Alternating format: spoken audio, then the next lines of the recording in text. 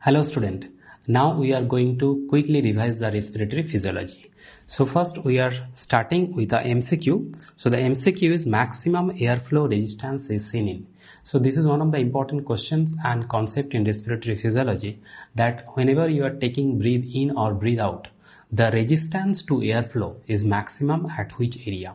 So please remember the answer to this question is bronchus. So actual answer will be medium to large size bronchi, right? So this is your actual answer, that maximum airflow resistance to airflow is at this segment.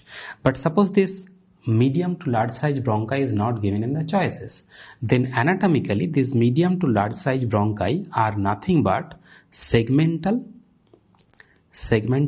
and lower bronchus, right? So please remember that if the lower or segmental bronchus is given, then it can also be an answer. So if your total resistance to airflow is 100%, so this segment is responsible for 40% of the total airflow resistance. Got it?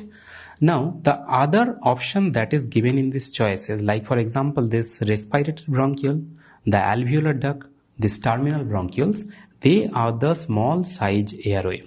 Remember that small size airway responsible for only 20% of the total airways resistance. Got it? So 40%, that is maximum, is due to medium to large size bronchi, 20% is due to small airways, and another 40% of the airway resistance is due to upper airway. Upper airway means the trachea, the larynx, the pharynx, they constitute another 40% of the airway resistance. But always it is said that whenever the question is maximum airflow resistance, your answer is medium to large size bronchi. Now sometimes this medium to large size bronchi may not be given in the choices. Even the segmental lower bronchus also may not be given in the choices. In respiratory physiology, we classify the lower respiratory tract into a classification system which is known as the Weibull's classification system. So where trachea is division number 0 and the first bronchus is division number 1, and so on up to the level of alveoli, and alveoli is division number 23. That is in brief. Okay, the detailed version is not required. But according to the Weibull's classification, if I ask you that this bronchus, which you are saying that this is the site of maximum airway resistance, this is which segment of Weibull's classification? Your answer will be division number 4 to 5, right? So please remember the division number 4 to 5 is the area where the airway to airflow to resistance to airflow is maximum. So look at this question, look at this graph here. So where y-axis is the resistance to airflow and x-axis is the airway generation according to number. So this is 0 number, this is 5, this is 10, 15, 20, and alveoli will be division number 23. As you can find out here, the maximum airflow resistance is here. So if I drop a perpendicular from this region, you can easily find out that this is almost division number 4 to 5. So that's why we say that maximum airflow resistance is division number 4 to 5 according to Weibull classification. This 4 to 5 division correspond to medium to large size bronchi or segmental or lower bronchi. Got it? So this is the first thing. Now second thing, on your right hand side, another graphical representation is given where velocity of the airflow. So when the air is flowing through the respiratory system, if I ask you velocity is maximum at which divisions, right? Then your answer will be velocity of airflow is maximum in and around division number 3. So as you can find out here, so this is the maximum airflow velocity, this is division number 3. Always remember that the velocity of the airflow is inversely proportionate to total cross-sectional area of that segment. So obviously, if the velocity to airflow is maximum at division number 3, then what will happen? The cross-sectional area, the total cross-sectional area that I am talking about, that will also be minimum in and around division number 3. So division number 3 means trachea is the 0 division, then first major bronchus is the division number 1, then another division will be there, then third division, that is the division number 3. So that is the area where the cross-sectional area, total cross-sectional area is minimum. That's why the velocity of airflow is maximum. Got it? So at least you remember these two important biophysical property in respiratory system. Now next question, if the lung was allowed to recoil without the chest wall, so very important property regarding the lung and chest wall and your elastic tissue which is present in the lung. So question is, if the lung was allowed to recoil without chest wall, means if you remove the chest wall, what will happen? We all know that lung will be fully collapsed. Right. Now when the lungs are fully collapsed, do you think that the volume inside the lung is zero? Answer is no. Okay. So whenever this alveoli is going for collapse, what will happen? It will collapse, but before the full collapse of this alveolus, what will happen? The smaller diameter bronchioles will get collapsed earlier than alveoli. That's why even after the full collapse of both lungs, some of the air will be still entrapped within the alveoli, collapsed alveoli, and this air which is still remaining inside the alveoli, this is known as the minimal volume. Minimal volume, it's not very less, it is approximately 500 ml is the minimal volume. So question answer here will be minimal volume. So what is minimal volume? After full collapse of both the lungs, the minimum air which remains inside the collapsed alveoli is minimal volume. That is not zero, that is approximately 500 ml, and this is the answer of this question. Now try to understand here.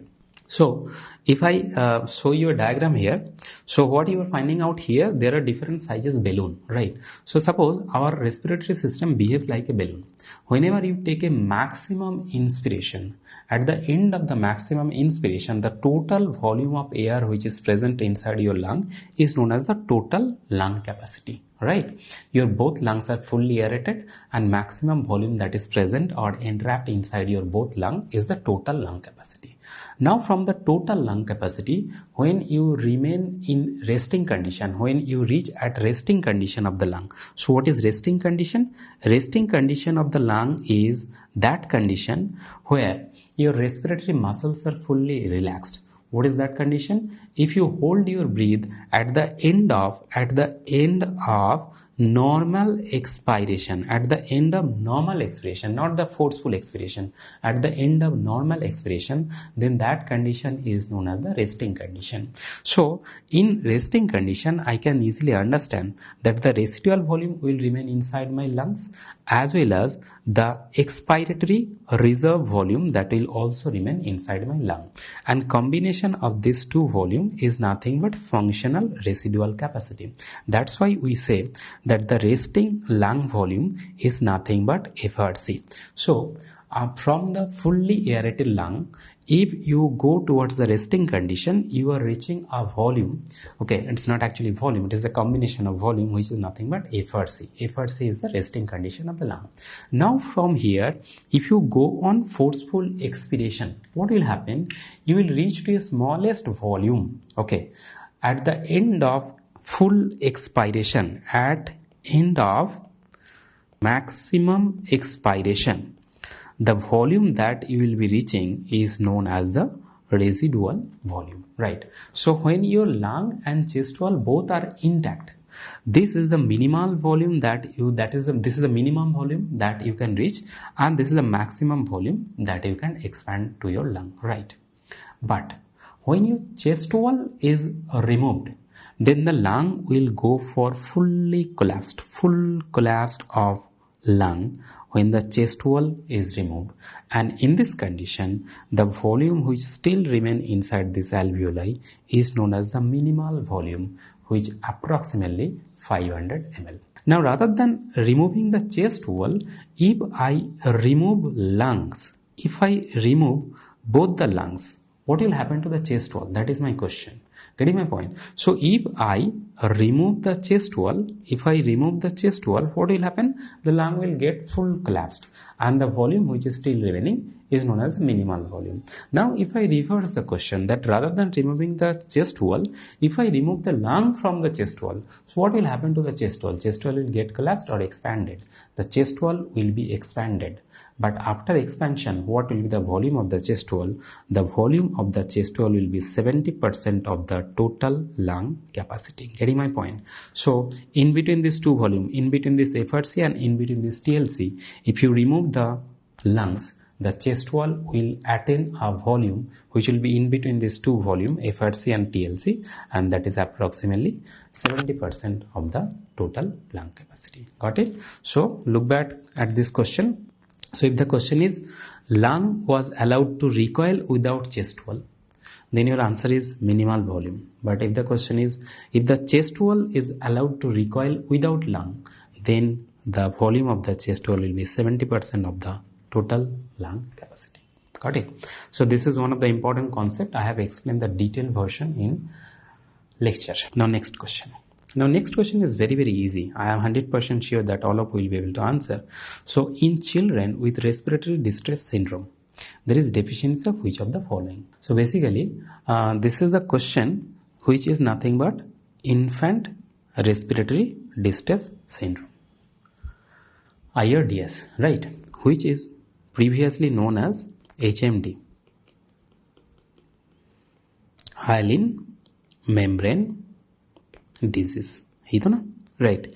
So hyaline membrane disease or infant respiratory distress syndrome. We all know that this disease is mainly seen in case of premature infant because of the deficiency of surfactant. So basically the question here they are asking that what is the main lipid which is present in the surfactant. So we all know the surfactant is mainly composed of lipid. All the proteins are there, but the main lipid is the phospholipid. Within the phospholipid, the main phospholipid is DPPC, that is dipalmitoyl phosphatidylcholine, right? So basically we have to remember certain information about surfactant, important information, very important. So try to concentrate here. So it is mainly composed of lipid. Also protein is there, 10% protein is there. Now within this lipid, the main lipid is the phospholipid. And within the phospholipid, the main phospholipid is dipalmitoyl phosphatidylcholine, DPPC, also known as dipalmitoyl lecithin. Please remember both the name because they has been asked in separate MCQs. Now the second most common phospholipid which is present in surfactant is phosphatidylcholine, right? So first you remember this DPPC, which is also known as dipalmitoyl lecithin. If that is not given in the choices, then phosphatidylcholine is the second option, right? Now the different types of protein which is present in surfactant is SPA, SPB, SPC and D, different types of protein, not very important for MCQ. Now because the surfactant is very essential for lung maturation, we always want to know that when the production of surfactant begins in the lung by type 2 pneumocyte. So the production begins in and around 20 to 24 weeks of gestation in the fetal lung, but the matured surfactant is produced in and around 35 weeks of gestation. So that's why we say that if the baby is born prematurely before 35 weeks of gestation, then mature surfactant may be deficient in the lung and the baby may suffer from this infant respiratory distress syndrome or hyaline membrane disease, right? Now it appears, this surfactant appears in the amniotic fluid between 28 to 32 weeks of gestation. Why it is important? Because sometimes we do amniocentesis and we try to assess whether the fetal lung is matured or not.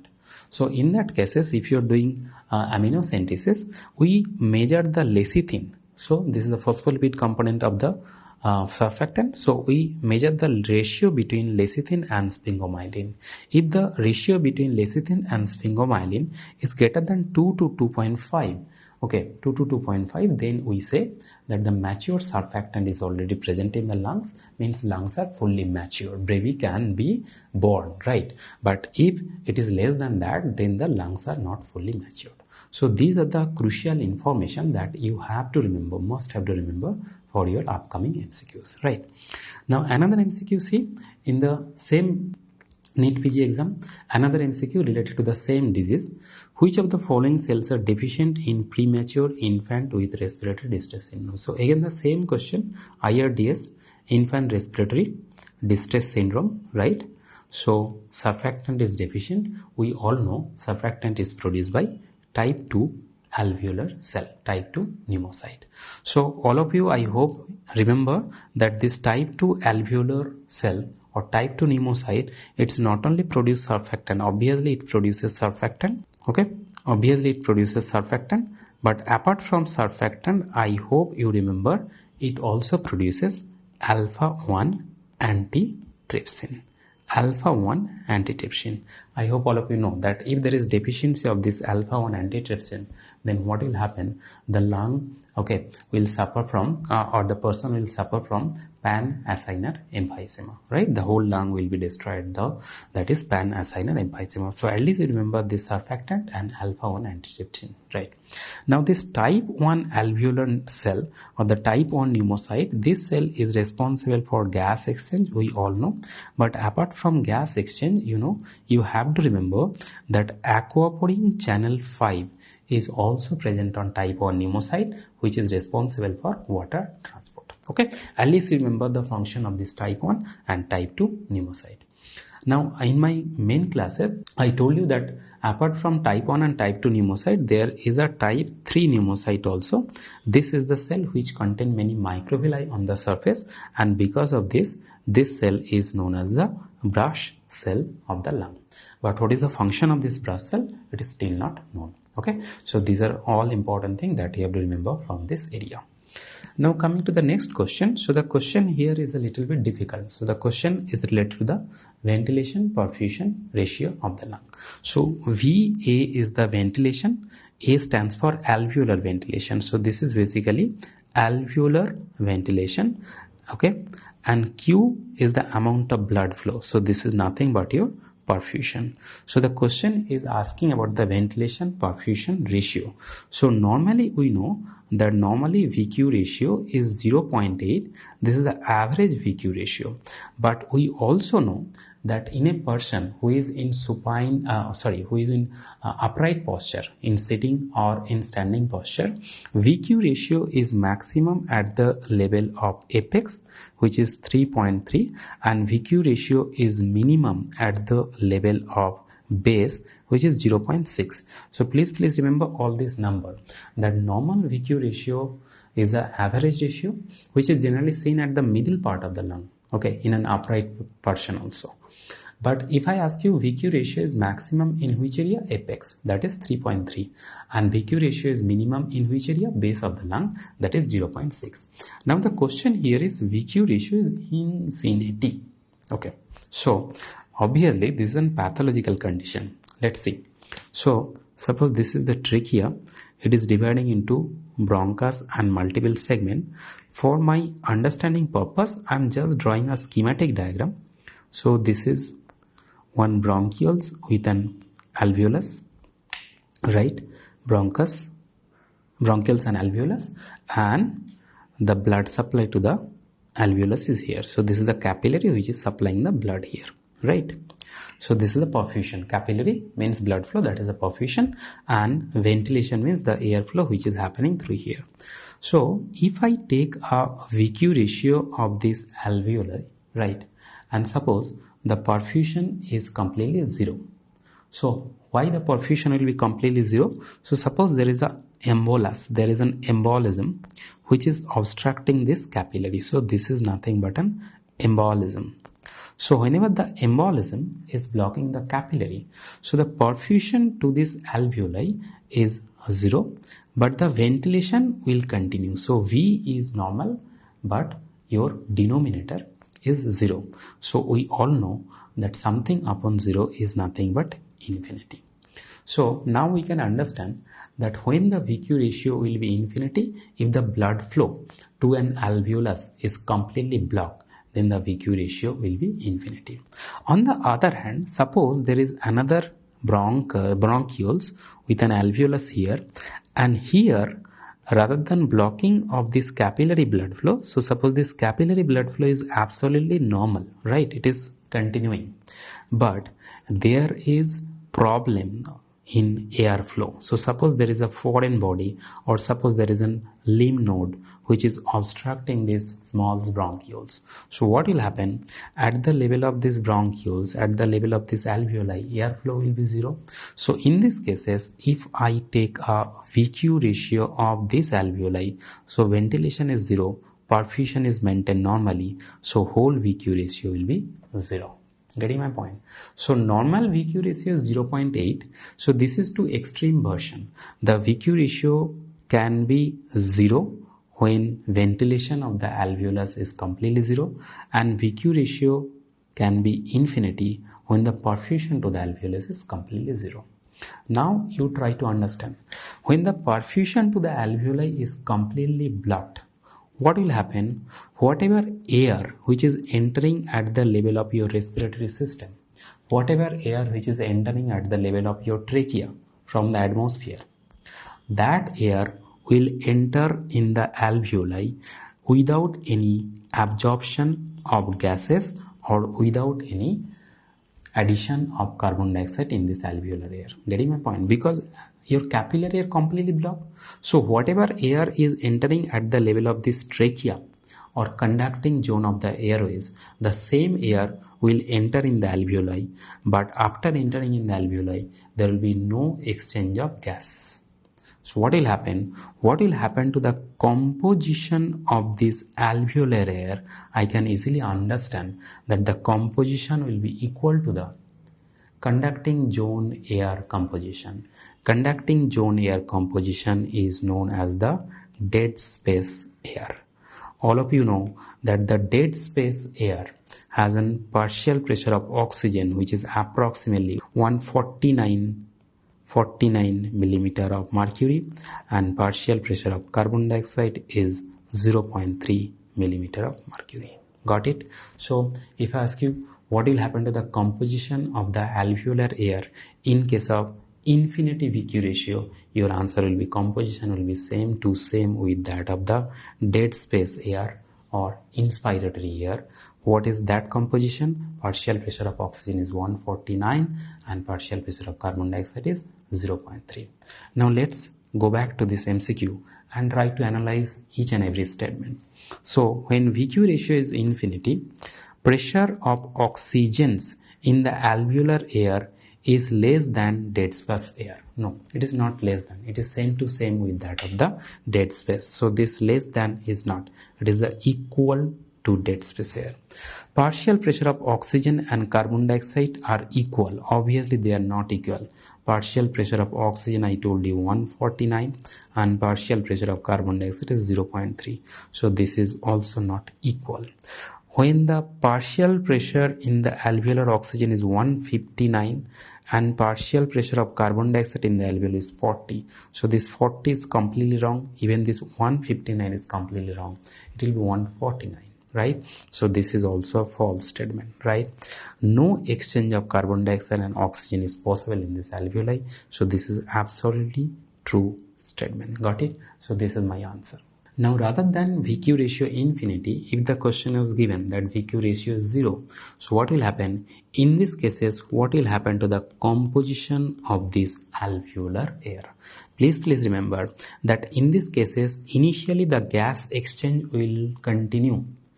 But whenever this venous blood partial pressure of oxygen is 40 and venous blood partial pressure of carbon dioxide is 46, which this partial pressure becomes same to same with that of the partial pressure of oxygen in alveoli and partial pressure of carbon dioxide in the alveoli. When they become equal to one another, after that no gas exchange will be possible. Getting my point? Obvious thing that the gas exchange occur by the process of diffusion. If the partial pressure is same to same between the alveoli and venous blood, then there is no question of diffusion. So initially diffusion will continue, but later on diffusion will stop. When the diffusion will stop? When the composition of this alveolar air, whenever the composition of this alveolar air is same to same with that of the venous blood composition. And venous blood composition means, what is the composition? We all know partial pressure of oxygen is 40, partial pressure of carbon dioxide is 46. Am I clear? So this is one of the important understanding that you must have to remember. Okay, let's move ahead. So next topic is compliance. So all of you know that compliance you have to read a little bit, particularly the mathematical formula of compliance, that is delta V upon delta P.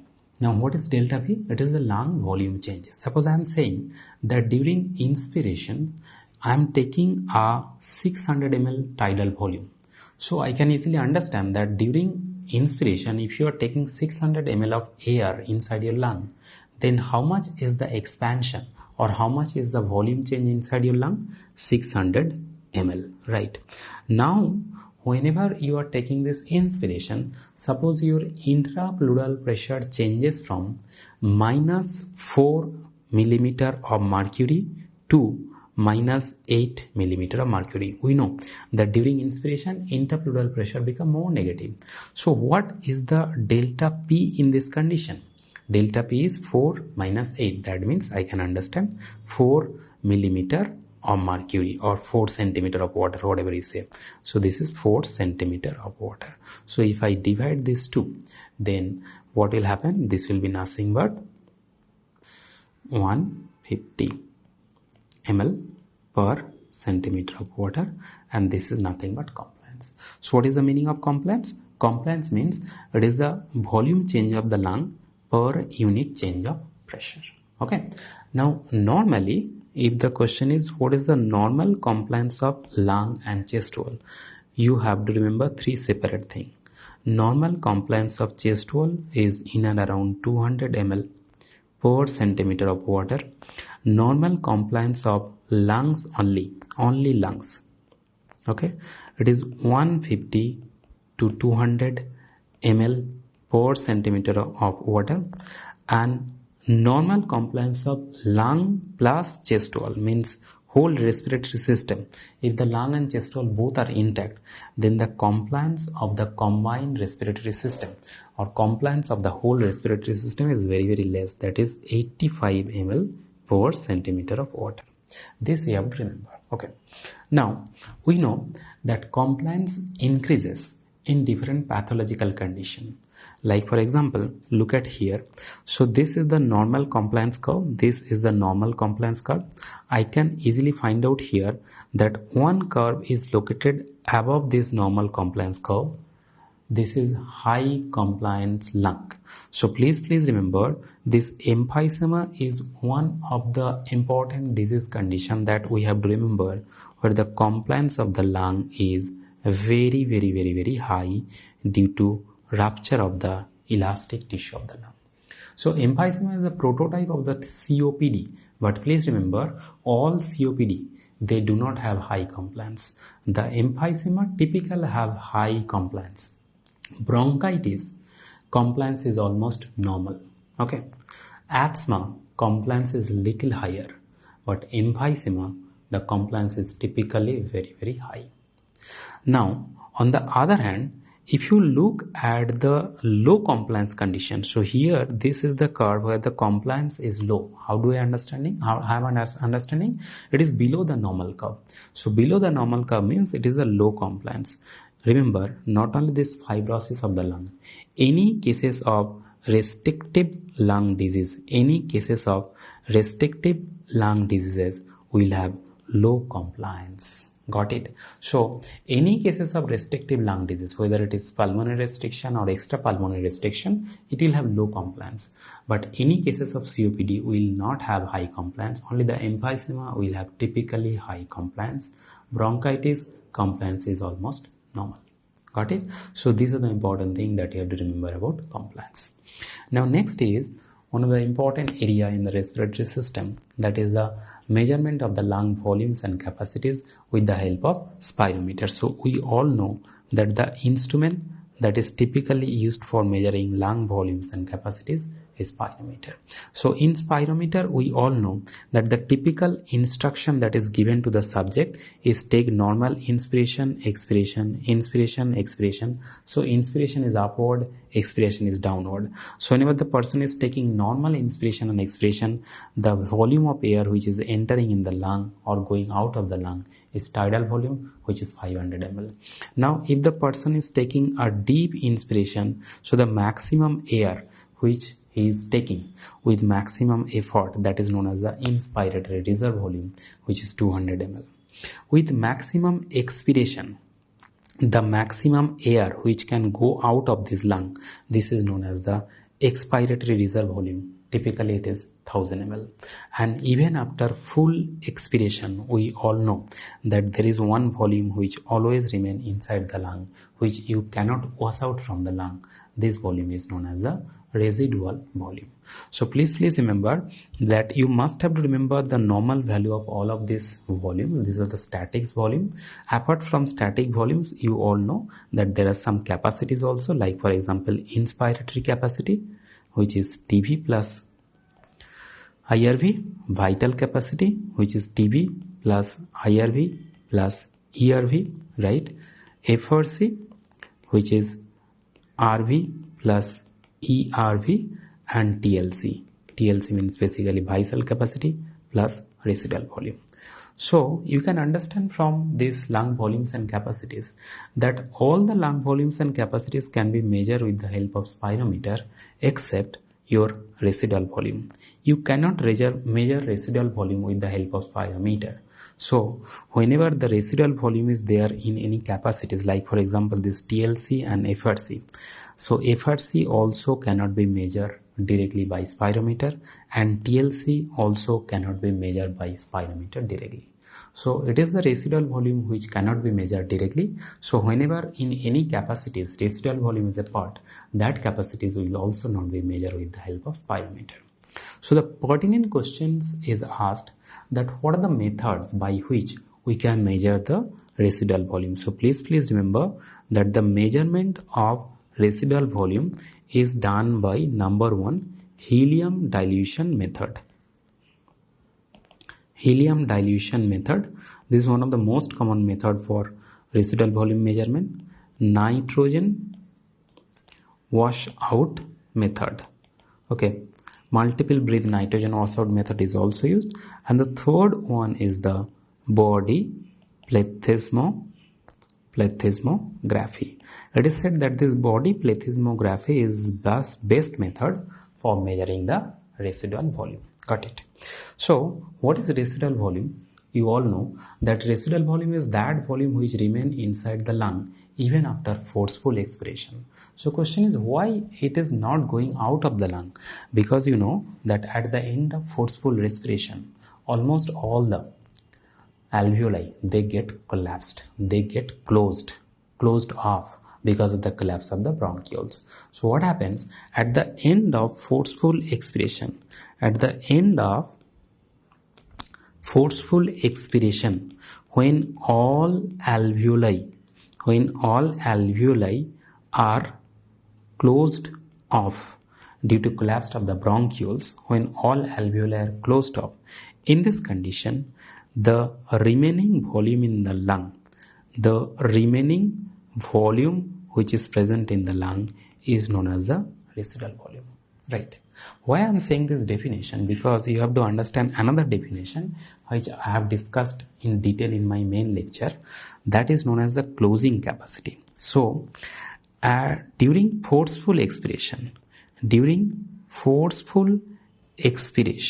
right, when only the basal alveoli are closed off, basal alveoli are closed off, but the apical alveoli are not yet closed. Only the basal alveoli are closed. So you can easily understand that during the forceful expiration, first the basal alveoli will get closed off, then the middle part, then the apical alveoli will get closed off. When all alveoli are closed off, the remaining volume in the lung is residual volume. When only basal alveoli are closed, but apical and middle part alveoli are still open, in this condition, the remaining air in the lung, remaining air in the lung is known as closing capacity.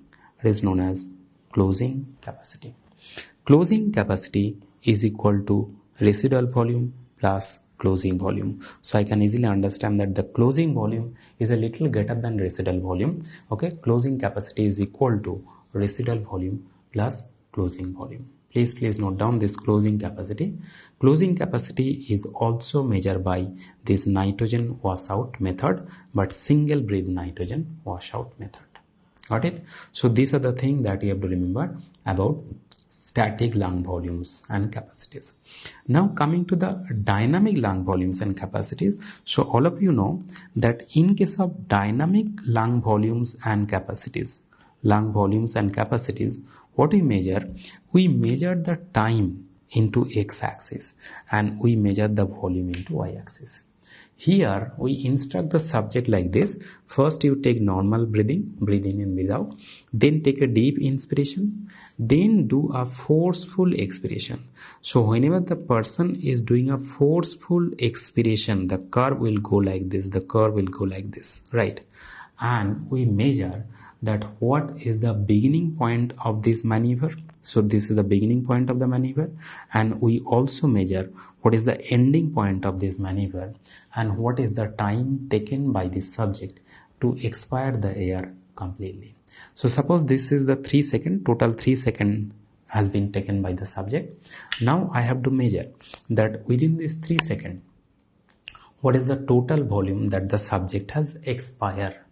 That volume, what the subject has expired, that will be known as the FVC, force vital capacity. So force vital capacity is the total volume that the subject has expired after taking a deep inspiration. Now if I say FEV1, then I have to measure that within 1 second period, how much volume the subject has expired. How I can measure that? So from this 1 second point, you have to make a perpendicular on this curve, and where this curve is cutting, okay, the cutting point or the junction point, you have to measure that what is the volume from the beginning of the maneuver up to this, and this volume will be known as the FEV1, right? So all of you know that normally this FEV1 is a volume and FVC is also a volume, but if you take the ratio between these two volume, then it is approximately 80%, right? And if you measure the FEV2 upon FVC, this is approximately 95%, and if you measure the FEV3, okay, upon FVC, means it is 99 to 100%. What is the meaning of this? Meaning is that at least 3 second time is required for complete expiration after taking a maximum inspiration. So to expire this FVC volume, how much time you require? At least 3 second time is required. Okay, so this way we measure the dynamic lung volumes and capacities. Now static lung volumes and dynamic lung volumes and capacities, whenever you measure all of them, then you can classify the various respiratory diseases. Okay, and all of you know that this respiratory disease means obstructive disease and restrictive disease. The typical examples of the obstructive respiratory disease is emphysema and asthma, and typical examples of the restrictive is parenchymal restriction and extraparenchymal restriction like myasthenia gravis. Now the difference has been given, but what is the main thing that you have to note down from this difference? Look at, you have to remember that if you want to diagnose a case of obstructive disease, the total lung capacity must be higher. Okay, total lung capacity must be higher. It may be a little bit normal, but typically it is higher. But other than total lung capacity, residual volume has to be higher always. Okay, so this is the two important thing: total lung capacity and residual volume. Between these two, I must have to remember that residual volume must has to be higher than normal if I want to diagnose a case of obstructive disease. In case of restrictive disease, there are other points, but if I want to diagnose a case of restrictive disease, total lung capacity must be lower than normal. See, residual volume may be higher, may be lower, okay, but total lung capacity has to be lower if you want to diagnose a case of restrictive disease. Okay. Now, apart from that, if you look at the FVC, that is the force vital capacity, and FEV1 as an individual volume, both FEV1 and FVC will be reduced in all of these disease conditions. See, in all of them, it is reduced, whether it is FEV1 or FVC, everything is reduced. But if you take a ratio between FEV1 and FVC, then FEV1 reduced much more than that of the FVC. That's why the whole ratio is reduced in case of obstructive disease. Whole ratio may be increased or may be normal in case of restrictive disease. So obstructive disease means ratio has to be lower, but restrictive disease means ratio may be normal, ratio may be higher. Okay, ratio may be normal, may be higher. So this way you have to remember that the classification of these two disease conditions based on different lung volumes and capacities. Now, apart from that, the last 2 point is written airway resistance. In case of obstructive disease, obviously airway resistance will be high. In case of asthma, airway resistance will be more higher. In case of restrictive disease, airway resistance will be normal. In case of extrapulmonary restriction also, airway resistance is normal. Diffusion capacity of the lung will be reduced in case of obstructive disease. It is little higher in case of asthma. It is less in case of restrictive disease, whether it is pulmonary restriction or extrapulmonary restriction. So these are the things that you have to remember between these two diseases. Now, we have seen the static lung volumes capacities and dynamic lung volumes and capacities. But apart from this, you know that there is something which is known as the flow volume loop of the lung. Okay, so this is known as the flow volume loop of lung, right? So in this loop, what we plot the volume in the x-axis and flow in the y-axis. So y-axis will denote the flow in both way. Okay, it will denote the flow and x-axis the volume. Now first you trace the normal flow volume loop. So normal flow volume loop during expiration, it will go like this, smooth downfall, and during inspiration it will go like this. So I can easily understand that inspiration means it is the lower portion of the curve. So this is the inspiratory portion of the curve, okay, and expiration is above the baseline. So this is the normal curve. Got it? Okay, this is the normal curve. Now in comparison to normal curve, I can find out one curve here, this blue color curve. Actually the blue color curve is not complete. This inspiratory portion has not been drawn here. Only the expiratory portion is drawn because that is more important. So I can find out here in this curve that TLC is more than that of the normal. So this is the TLC point. In case of this blue color curve, the TLC is higher. This is the TLC point. And there is a depression. in the expiratory portion of the curve. This is typically known as scooped out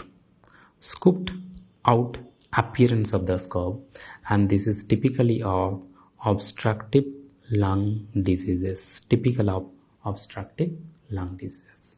Got it? So scooped out appearance of the curve along with higher TLC than normal is typical of obstructive lung diseases. This is the flow volume curve.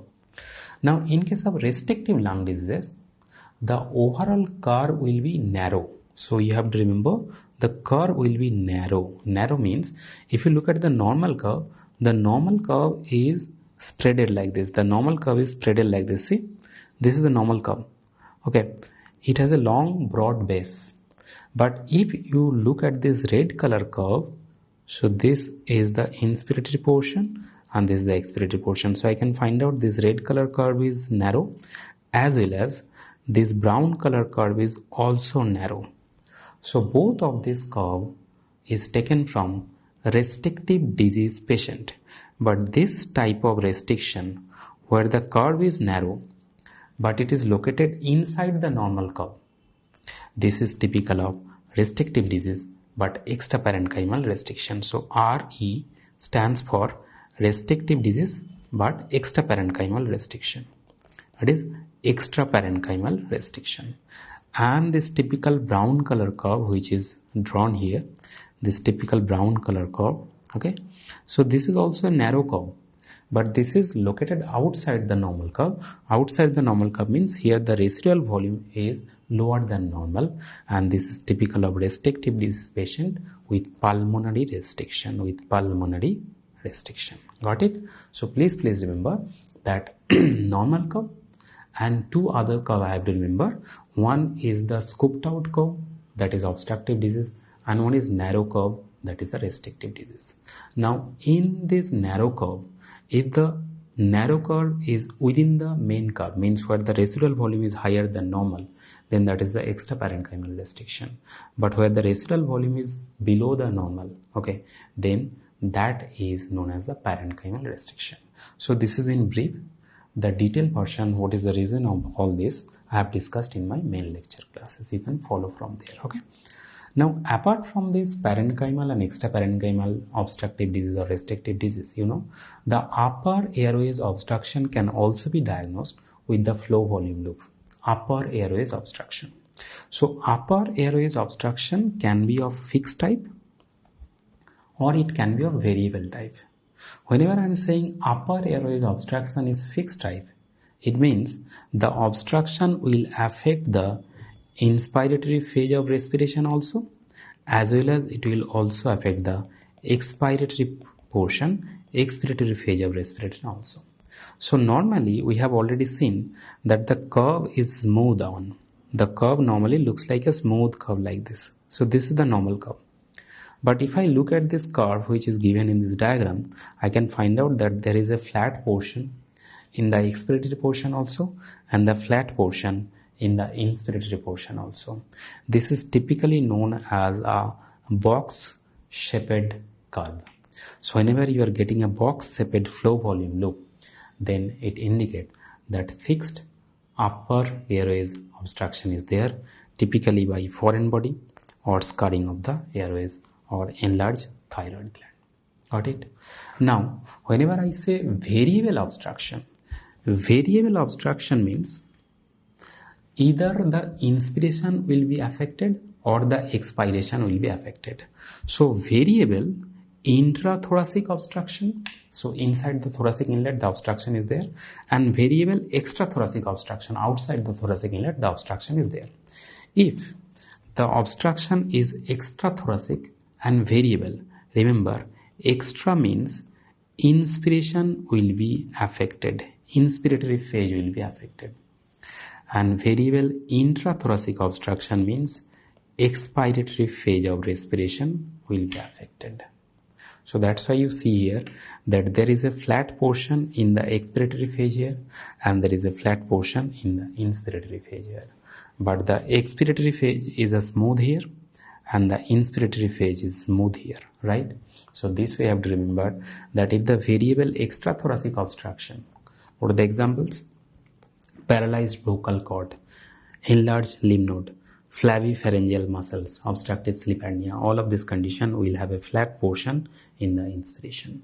But intrathoracic obstruction, like for example commonly tumor or tracheomalacia, the inspiratory portion is smooth but the expiratory portion is flat.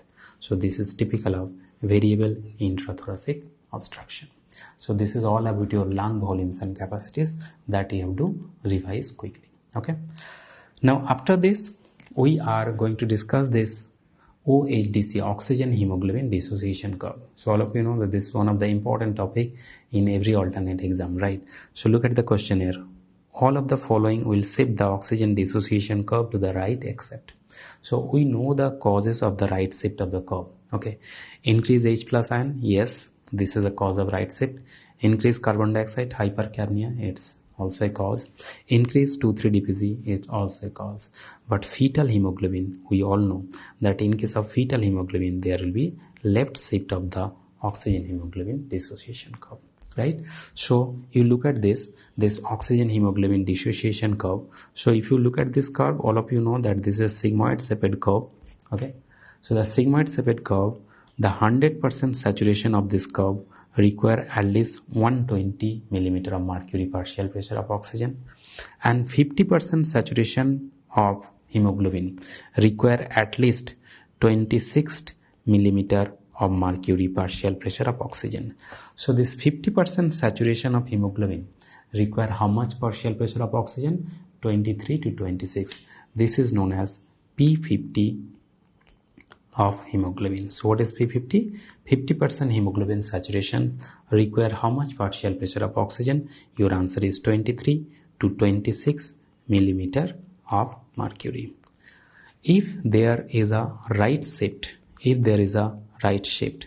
this P50 will increase. P50 will be higher. P50 will be higher. Not only that, there will be increase a release of oxygen at the level of tissue, and there will be decrease affinity of oxygen for hemoglobin. Got it? So these three things that I have to remember about the right shift. Now, what are the causes of right shift? We have discussed this in detail in main lecture, but here quick revision. So please note down: increase temperature, increase carbon dioxide, increase H plus ion acidosis. All of this will causes right shift. Okay. Now this increase carbon dioxide or increase H plus ion causes right shift of the curve. This is one part of the Bohr effect, right? Okay. So it is written here that during exercise, why there is right shift? There are two causes. That during exercise there is increased temperature, which is a cause of the right shift of the curve. During exercise there is also increases 2,3 dpg. That is also a cause of right shift of the oxygen hemoglobin dissociation curve. Important. Now whenever there is increase in 2,3 dpg, it also causes right shifting of the curve. Now what are the causes of the increased 2,3 dpg?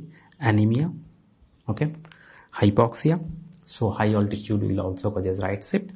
Exercise, increased thyroid hormone, thyroid oxicosis, increased growth hormone, increased androgen, increased iodine, increased pyruvate, and increased phosphate. All of them can causes increase in 2,3 dpg, and increase 2,3 dpg means right shifting of the curve. Got it? Okay. Now for left shifting, at least you remember that fetal hemoglobin is a cause of the left shift. Myoglobin is also a left shift, but we generally don't say left shift. Rather, we say that myoglobin curve is a rectangular hyperabolic type of curve. Okay, and carbon monoxide is also a cause of left shift of the oxygen hemoglobin dissociation curve. Right? Please remember at least these three important things. Now coming to another MCQ. So here it is said that cited phosphate dextrose stored blood is better for hypoxic patient than acid cited dextrose stored. So whenever you are giving blood to an hypoxic patient, what you require? You require that hemoglobin will release the oxygen easily to the tissue, and that will be beneficial for hypoxic patient. So what kind of shift you require? You require right shift. But if there is left shift, then that will causes problem. And you know that whenever you store blood in blood bank, there will be left shift of the oxygen hemoglobin dissociation curve. Why? So look at this option here. So why this CPD is better than ACDP? Okay, acid cited dextrose solution. So whenever you add this acid extra, what will happen? Acid is an inhibitor of 2,3 dpg production. So what will happen? Your 2,3 dpg level will be less. If your 2,3 dpg level is less, what kind of shift will be there? Left shift. So that's why. So this is my answer of this question. Okay. And this is the true statement. So whenever you give acid, your 2,3 dpg will be less. But here the question is asking about that why CPD is better than ACD solution. So CPD means it is less acidic. Less acidic means there will be less decrease in 2,3 dpg. So why this acid is decreasing the 2,3 dpg? Look at this. We all know that 2,3 dpg is produced in a bypass process from the main glycolytic pathway. Okay. So look at here. So this is the glycolytic pathway which is going on. Okay. Glycerol 3-phosphate, then 1,3-bis-phosphoglyceride, then 3-phosphoglyceride. So this is a glycolytic pathway. From this glycolytic pathway, see there is a bypass pathway here which is producing the 2,3 dpg. But what enzyme you require for this 2,3 dpg production?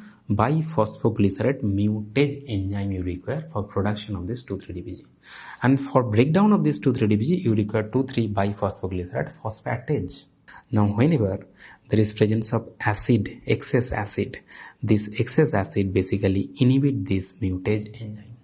That's why whenever you store blood in acidic solution, this mutage enzyme will be inhibited and this 2,3-DPG production will be decreased and there will be left set of the oxygen hemoglobin dissociation curve. Got it?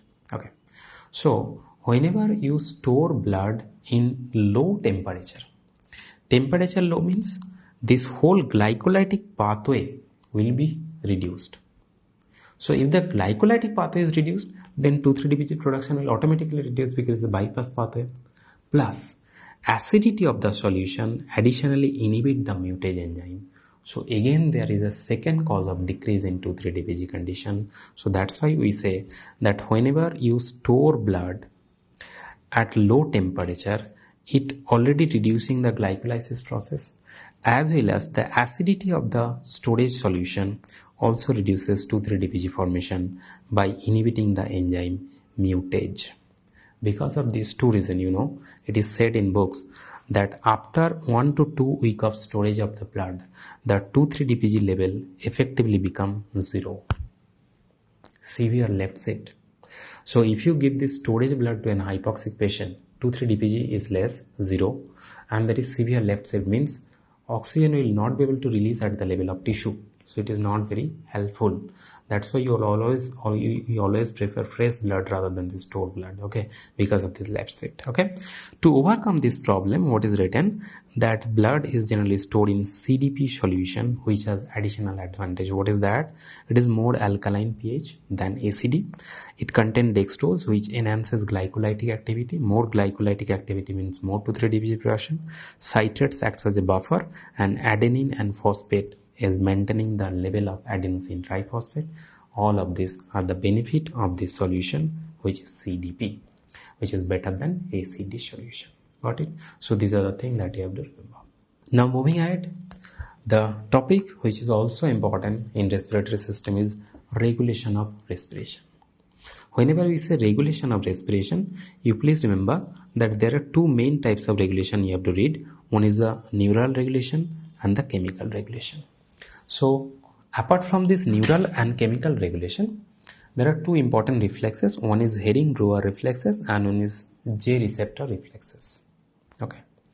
Now coming to this neural regulation of respiration, we all know that neural regulation means neuronal centers. What are the centers that I have to remember? One is voluntary control of respiration, which is controlled by cerebral cortex, and one is automatic control of respiration.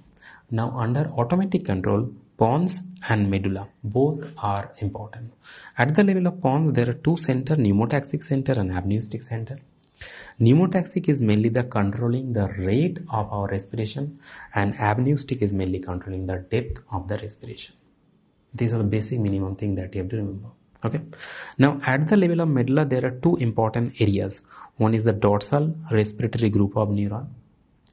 It is nothing but a sensory integration center. What is the meaning of this? Meaning is that it takes input from peripheral chemoreceptor, peripheral stretch receptor and many other receptor and give those input to the main center. What is the main center? Main center is the ventral respiratory group of neurons. So VRG is the main center. So VRG and DRG. DRG is the integration center. DRG will give all the information ultimately to VRG. Now there are different parts of the VRG. So what are the different parts of VRG? VRG is subdivided into 4 divisions. Bötzinger complex, pre-Bötzinger complex, rostral VRG and caudal VRG. There are different functions in different part of the VRG. But the most important thing that we have to remember that among these 4 subdivisions, pre-Bötzinger complex generate respiratory rhythm, and this is the area which is known as the pacemaker of respiration. So if the question is respiratory rhythm generation occurs from which area, your answer is pre-Bötzinger complex of neuron. This is pacemaker of respiration. The other area functions is there, it is written, you can remember, or they may not be very important for your MCQ, but at least you remember this pacemaker. Now coming to the chemical regulation of respiration, as you can find out here, chemical regulation of respiration is controlled by chemoreceptor. They are located in 2 areas, peripheral chemoreceptor and central chemoreceptor. Peripheral chemoreceptor is located in the carotid body and aortic bodies, right? And central chemoreceptor is located on the ventral surface of medulla. What is the stimulus for this chemoreceptor? I am coming to that, right? So this is all about the overview of the regulation of respiration. Now among this different overview, look at one question here. During exercise, rapid breathing is possible by which of the following center? So whenever you want to increase the rate of the breathing or the depth of the breathing, ultimately you have to go through the main pacemaker of the respiration, and main pacemaker is located at the level of pre-Böttinger complex. Pre-Böttinger complex is a part of the ventral respiratory group of neuron. So your answer will be here is the VRG. Got it? Please remember this. Okay. Now I told you that peripheral chemoreceptor and central chemoreceptor is there.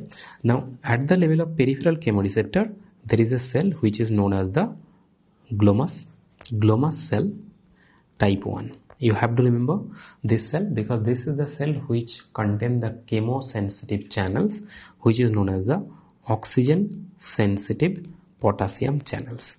So these two names you have to remember, that inside the peripheral chemoreceptor, that is the carotid body and aortic body, one cell is there, that is the glomus cell type 1, and that glomus cell type 1 contain an ion channel which is nothing but oxygen sensitive potassium channel.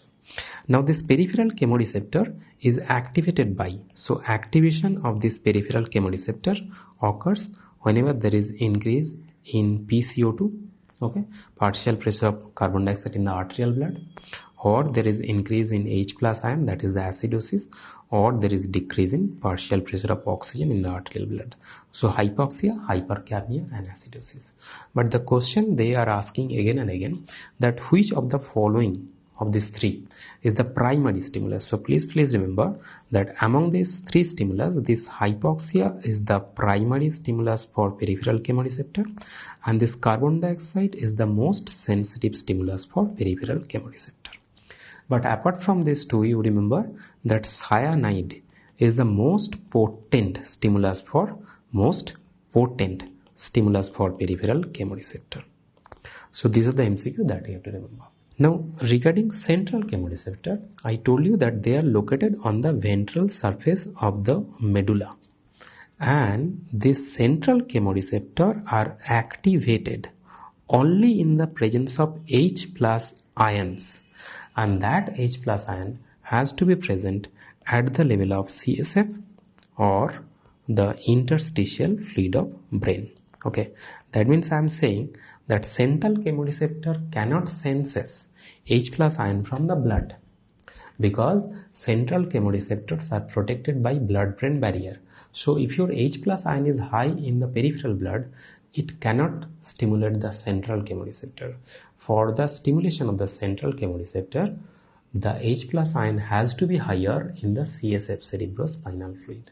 So that's why in central chemoreceptor, again the same question is asked, that what is the primary stimulus for central chemoreceptor? Your answer is H plus ion of CSF.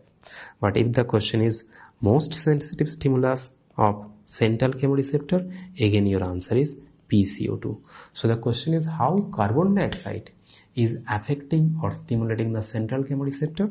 You know, suppose this carbon dioxide is high in the blood, it is going to stimulate the peripheral chemoreceptor, there is no problem. It is also going to stimulate the central chemoreceptor, means this is the only stimulus, hypercapnia, carbon dioxide increment. This is the only stimulus which can activate peripheral as well as central chemoreceptor. How it will stimulate the central chemoreceptor? Carbon dioxide will react with the water in the CSF, and it will produce H plus ion at the level of CSF indirectly. So carbon dioxide will penetrate the blood-brain barrier because it's a gaseous molecule. It will enter in the CSF. Inside the CSF, it will generate the H plus ion by reacting with water. That's why carbon dioxide is the only stimulus among these three which can stimulate both peripheral chemoreceptor as well as central chemoreceptor. Got it? So please remember this important idea. Now another MCQ, or the last topic in the respiratory system. At a high altitude of 3000 meter, a person complains of breathlessness. All of the following can be used for the management of this person except. Okay, so probably the person is suffering from high altitude pulmonary edema. Okay, the typical feature is not given, but probably the person is suffering from this. But whatever, whenever the person is suffering from this breathlessness or other kind of problem, oxygen is essential. Not only that, you have to rapidly descend to the low altitude condition because to improve the oxygenation. So rapid descents and oxygen, these two are the essential for any kind of problem in the high altitude. You have to remember. So oxygen supplement, immediate descent is always given. Now this acetazolamide, why it is given? It is given to enhance the acclimatization process.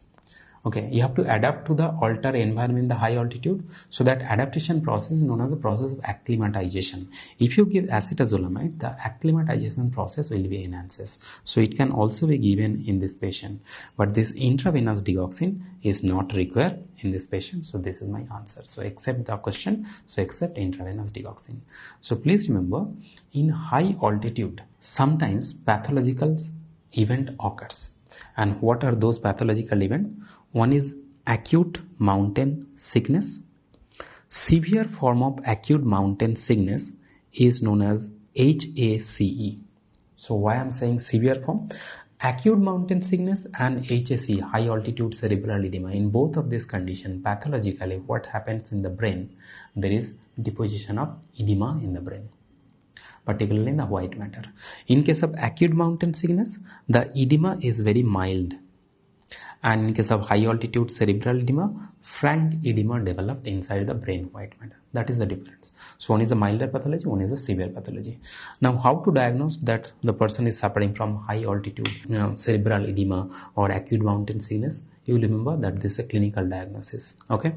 Within 24 hours of descent, this time period is very important. Ascent to the high altitude, if the person is developing severe headache, okay, alteration of the sleep in the night, as well as nausea and anorexia, then the person is suffering from acute mountain sickness. Apart from these symptoms, if the person is having additional ataxia, okay, sensory ataxia, then the person is suffering from high altitude cerebral edema, right? But within 2 to 4 hours of ascent to the high altitude, if the person is developing severe cough, severe dyspnea, then probably the person is suffering from high altitude pulmonary edema. I told you that whether it is high altitude cerebral edema or high altitude pulmonary edema or whether it is acute mountain sickness, oxygen is the mainstay of the therapy. Oxygen you have to give because the problem is due to hypoxia. Not only that, to improve oxygenation, you have to descend in a low altitude, and that descent should be as rapidly as possible. As per the drug intervention is concerned, in these two cases, particularly in high altitude cerebral edema, we prefer to give dexamethasone. But in case of high altitude pulmonary edema, we prefer to give calcium channel blocker nifedipine. So it is written here that in case of high altitude pulmonary edema, obviously the most reliable and effective treatment is immediate descent to low altitude to improve oxygenation. Immediate oxygenation by supplemental oxygen is also given in both HAP and HES. Keeping the patient warm, this is an additional measure.